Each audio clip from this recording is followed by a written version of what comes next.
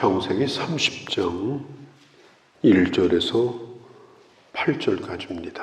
외삼촌 라반에게는 두 딸이 있었습니다. 첫째 딸이 레아, 두 번째 딸이 라헬. 야곱은 이 두 딸과 결혼을 하게 됩니다. 그런데 그 딸 가운데 라헬이 야곱의 사랑을 받습니다. 사실 라헬이 야곱을 유혹한 게 아닙니다. 레아가 야곱과 결혼하고 싶어서 결혼한 게 아닙니다. 어떻든지 간에 지금 이렇게 되어 있는 상황이에요. 그런데 그 가운데 야곱은 라헬을 사랑합니다. 근데 라헬에게 문제가 생겼어요. 그게 뭐냐면 라헬이 아이를 낳지를 못해요. 그래서 아이를 낳는 레아를 질투하게 됩니다. 아이를 낳지 못함에도 불구하고 야곱은 여전히 라헬을 사랑합니다. 레아가 첫 아들을 낳아요. 이름을 누벤이라고 짓습니다. 하나님이 나의 괴로움을 돌아보셨다. 아이를 낳으면 사랑을 받을 거라고 생각했는데 이 레아는 남편의 사랑을 받지 못합니다. 그러다가 두 번째 자식을 낳아요. 그 이름이 시몬입니다. 지금 제가 하고 있는 건 29장 얘기를 하고 있는 거예요. 이 시몬이라는 말은 듣는다는 말이에요. 이제 하나님이 나의 아픔을 들으셨으니 이제 남편이 나를 사랑할 거다. 그렇게 생각했지만 그러나 여전히 야곱은 레아를 그렇게 쌀쌀하게 대했습니다. 그러다가 이제 세 번째 자식을 낳아요. 이름을 르이라고 짓습니다. 연합한다는 뜻이에요. 이제 세 번째 낳았으니까 이제 남편의 마음도 내게 돌아올 것이다. 이렇게 생각을 한 거예요. 그러나 그 마음이 돌아오지 않습니다. 이제 레아도 점점 지쳐가고 모든 걸 포기하고 있을 즈음인데 그때 네 번째 아이를 또 낳아요. 그 이름이 누구냐? 유다입니다. 유다라는 말은 하나님을 찬송한다는 뜻이에요. 아마 이 네 번째 아이를 낳고 레아가 이제는 야곱을 포기하고 나는 하나님을 찬송하며 살리라. 이렇게 결심을 한 것 같습니다. 그래서 유다라고 이름을 지은 거예요. 사람의 사랑을 기대하며 사는 건 이건 힘든 일이다. 또 사람은 언제 변할지도 모른다. 하나님이 유다를 주셨으니 나는 주님을 찬양한다. 그렇게 생각을 하니까 이게 마음이 한없이 편한 겁니다. 그러니까 하나님은 다 공평하게 만드신 거예요. 라헬은 남편의 사랑을 많이 받고 레아에게는 하나님이 4명의 자식을 주시고 우리가 이런저런 사람을 만나보면 야, 저 사람에게 무슨 걱정이 있겠나. 나도 저 사람 같았으면 좋겠다. 이런 생각을 할 때가 있어요. 그러다가 그 사람과 얘기를 해보면 그에게도 참 인생 사는 게 쉽지 않다. 그런 어려운 얘기가 있는 걸 알게 됩니다. 누구나 다 부족한 거예요. 모든 걸 다 가진 사람이 없습니다. 제일 좋은 길은 주신 것에 만족하고 사는 겁니다. 이 존 파이머라고 하는 그 책을 많이 쓰신 목사님인데 자주 그가 쓰는 말이 있어요. 그것이 뭐냐면 우리가 진정으로 만족할 때 그때에 하나님이 큰 영광을 받으신다. 우리가 진정으로 만족할 때 그때 하나님이 가장 큰 영광을 받으신다. 이게 무슨 얘기겠어요? 내가 하나님 아버지로 만족하고 세상적으로는 부족한 게 있지만 그래도 하나님을 신뢰하고 그렇게 할 때에 육신의 아버지라도 아마 행복할 거예요. 내가 내 자식을 만족하게 다 못해줬어요. 그래도 만족하다고 생각해요. 우리 아버지로 나는 족합니다. 그때 아버지가 가장 행복한 순간이죠. 모든 걸 다 줬는데도 준 게 뭐가 있냐. 그리고 오늘 엉뚱한 걸 지금 구하고 있으면 어떻게 그 아버지가 행복하겠어요? 그러니까 하나님이 가장 큰 영광을 받는 순간이 언제냐. 나는 주님으로 만족합니다. 나는 주님으로 행복합니다. 오늘 이 레아와 라헬을 보면서 서로 부족한 것이 있었잖아요. 이 레아는 아무리 야곱이 사랑하려고 해도 이게 마음이 가지 않는 그런 여인이었던 것 같습니다. 그게 레아가 좋다 나쁘다 그 인간성을 논할 게 아닙니다.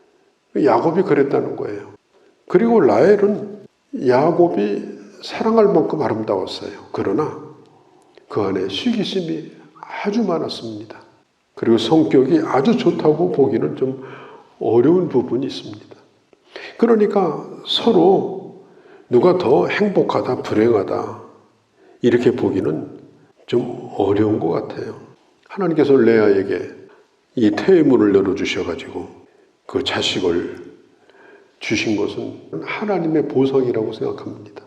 하나님께서 이 레아를 위로하시고 또 그를 통해서 레아가 다 알지 못하는 그런 일을 하나님이 하고 계신 거예요. 그리고 결국에 가서는 아픔도 많지만 하나님을 찬송하며 살 수 있도록 유다를 낳고 하나님을 찬송하며 살 수 있도록 만들어 주신 겁니다. 그러니까 하나님 한 분으로 야곱의 사랑을 못 받았어도 충분할 만큼 하나님의 은혜를 주신 거예요. 우리가 인생을 살다 보면 나는 되는 것도 없고 다 가진 것도 없다. 그렇지만요, 우리 인생을 처음부터 끝까지 다 늘려놓고 보면은 그렇지 않습니다. 하나님이 공평하게 하셨다. 이걸 알 수가 있어요. 제가 어렸을 적에 아주 부러워했던 친구들이 있는데 오랜 세월이 지났죠. 지금 가보면요, 그렇게 부러워할 만한 형편들이 아니에요. 나도 저 집의 아들로 태어났으면, 나도 저렇게 새끼 쌀밥 먹고 살았으면 도시락 보고 부러워한 적도 있었어요.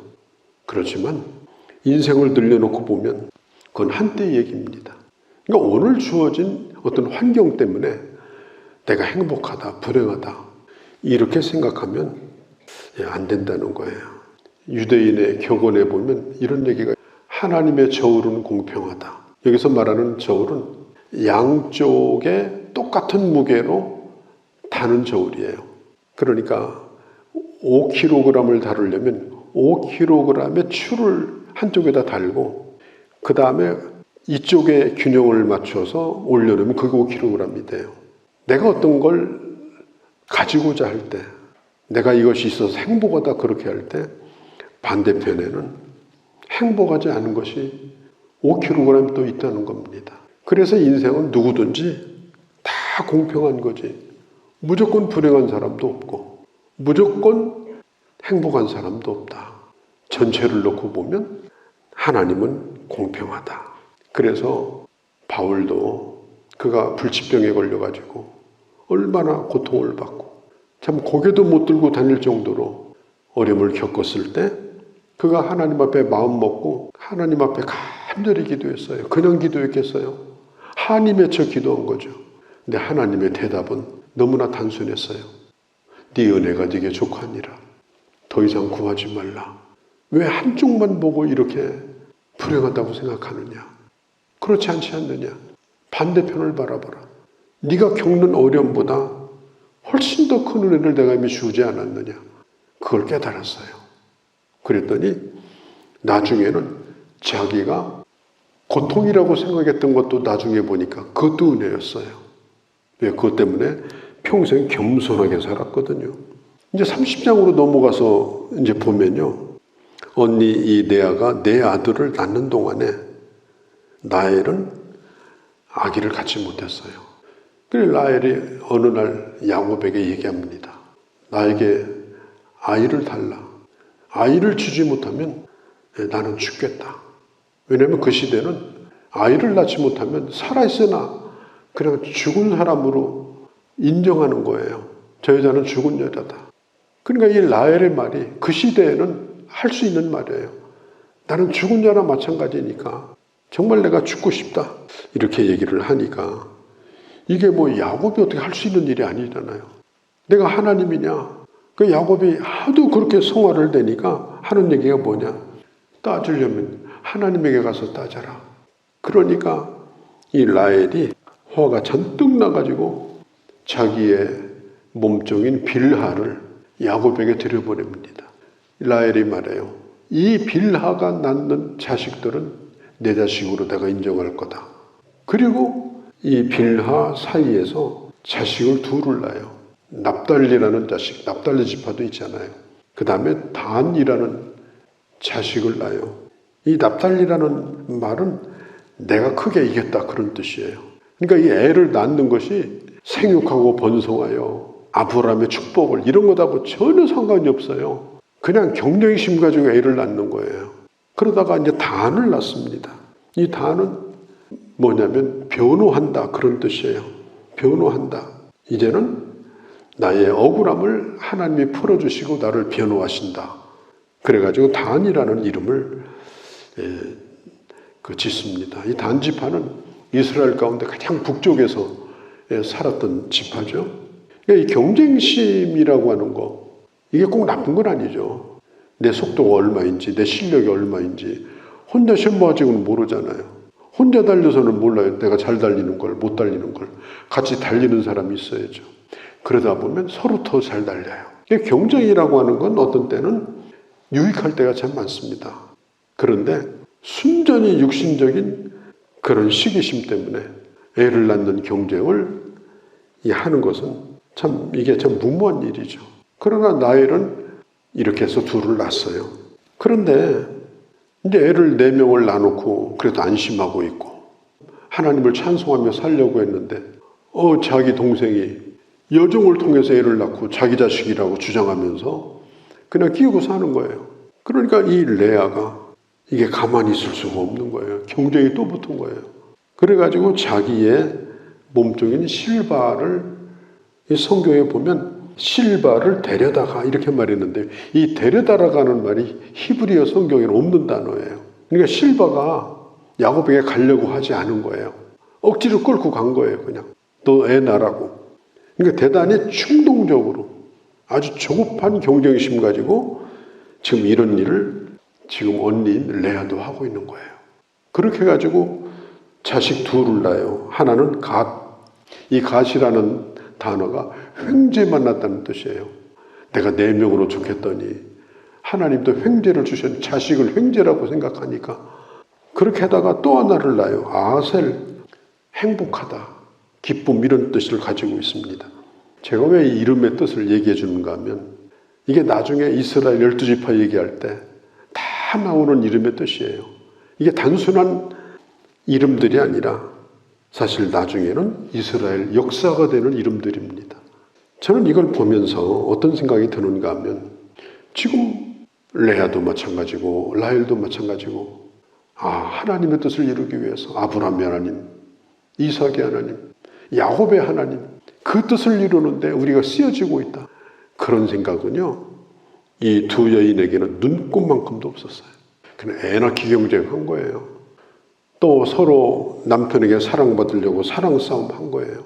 그런데 결과적으로 보니까 그들이 낳은 자식들이 12지파가 된 거예요. 이것을 레아도 라헬도 꿈꿔본 일이 아닙니다. 우리가 인생을 살면서 어떤 때는 불행하다고 생각하고 어떤 때는 행복하다고 생각하고 어떤 때는 무모한 경쟁도 하게 되고 시기심도 갖게 되고 그러다 보면 순전히 육신적인 생각을 가지고 해놓는 그런 일들도 있고 그렇지만 하나님께서는 그 모든 것들을 통해서 하나님은 이스라엘 민족을 이루는 이 일에 하나님은 섭리하셨다. 야곱이 자기가 사랑하는 라헬과만 살았다면 라헬은 아기를 못 낳는 여자고 그것도 하나 낳고 둘째 낳다가 죽은 여자예요. 그러면 이스라엘이 어떻게 됐겠어요? 우리가 성경의 시대와 지금의 시대를 우리가 잘 봐야 될 필요가 있습니다. 성경 시대는 벌써 3000년 이전 시대입니다. 이때는 뭐 종을 들여보내든지 뭘 들여보내든지 보내서 자식을 막 낳던 그런 시대였어요. 그런 관습 속에서 일어난 일입니다. 우리가 성경을 해석할 때 그런 것들을 우리가 충분히 이해하고 성경의 배경을 이해하고 오늘 이 시대의 성경을 해석하는 지혜도 필요하다. 그걸 참고로 하고 우리가 창세기와 같은 이런 말씀들은 우리가 이해를 좀 해야 됩니다. 또 한 가지 우리가 봐야 될 것은 라헬이 이렇게 말했어요. 나로 아이를 낳게 하라. 그렇지 않으면 내가 죽으리라. 자, 우리 예수 믿는 사람들은 이런 간절한 애통하는 마음이 있어야 될 것 같아요. 왜 나는 불임일까? 왜 나는 예수 믿은 지 오래됐는데 한 명도 전도도 못하나? 다른 사람은 저렇게 전도해가지고 잘 양육해가지고 저렇게 하는데 왜 나는 불임이고? 이 라헬과 같은 이런 간절한 애통, 그런 눈물, 나도 전도를 많이 해서 하나님 사랑을 더 받고 싶고 그런 열매를 거두고 싶은 그런 마음, 그런 기도, 저는 이게 필요하다고 생각합니다. 왜? 결국 하나님의 나라는 전도를 통해서 확장되는 겁니다.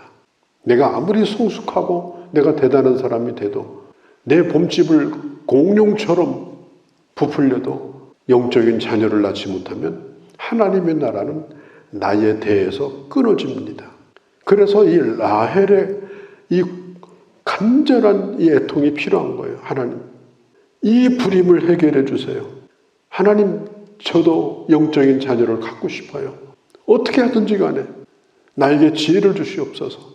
그렇게 하다가 라헬이 빌하를 통해서 자식을 낳는데 나에게는 어떤 방법이 있겠습니까?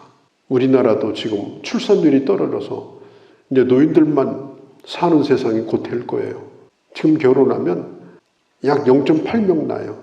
그러면 죽는 수하고 나는 수가 불균형을 이루면서 결국은 나라는 노인의 나라가 될 거고, 나라를 지킬 군인도, 일할 젊은이도, 공부하는 학생도 다 없어져요. 그럼 나라가 망하는 거예요. 지금 우리나라가 그렇게 되는데 앞으로 한 200년 내지 300년 되면 대한민국이 지구상에서 없어진다고 합니다. 그럼 교회는 어떠냐? 교회도 마찬가지예요.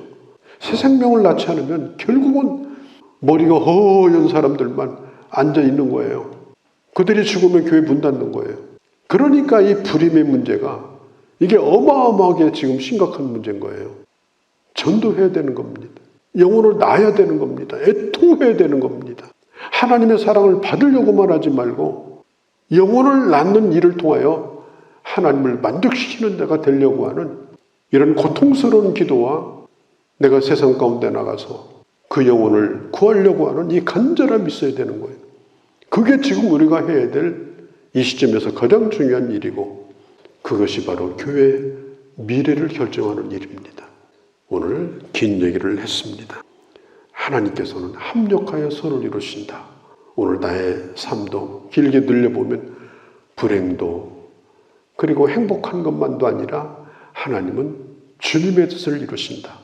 이걸 믿고 범사에 감사하고 하나님의 뜻을 물으면서 날마다 주의 자녀로 살아가는 그런 귀한 주의 자녀들이 되어주시기를 바랍니다. 거룩하신 우리 아버지, 오늘 주의 말씀을 들었습니다. 이 말씀 깊이 생각하고 기도하고 또 기도하며 하나님의 뜻을 이루어가는 저희가 되게 하여 주옵소서.